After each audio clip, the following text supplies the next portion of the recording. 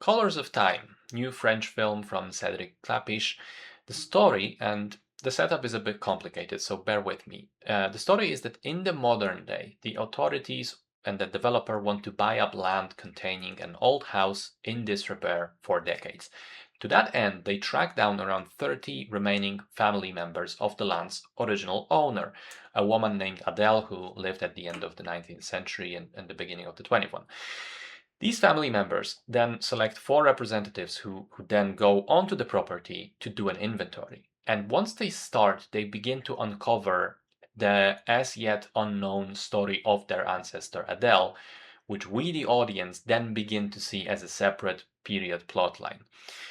So this might be a slightly offensive and condescending opinion, but I think this is a movie which will appear deep and sophisticated to a viewer that is not deep and sophisticated. It's an ordinary person's intelligent film, so to speak, which is to say that on the surface it appears to be poignant and interesting and inventive, but when you think about it, it isn't.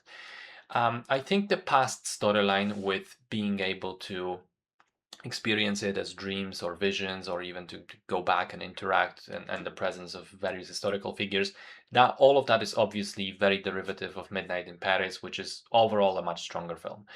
I think the movie doesn't actually draw any interesting parallels between the past and the present. The only one, and even this one is a stretch, is the love triangle in the case of Seb, but I felt that that plotline would have still played out exactly the same even without digging up Adele's past.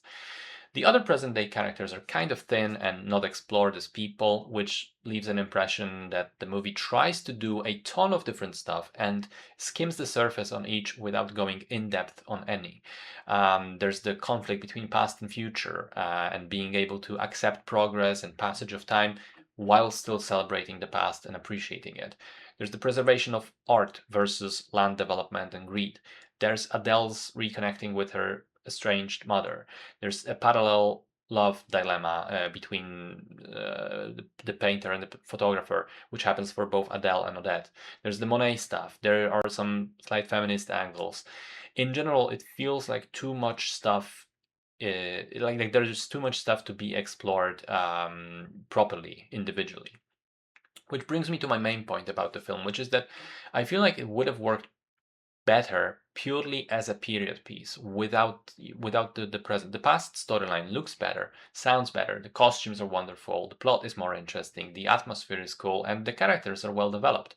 And perhaps if we just dropped the present day entirely, we could have used that saved time to develop the past even better and make this into a really good film.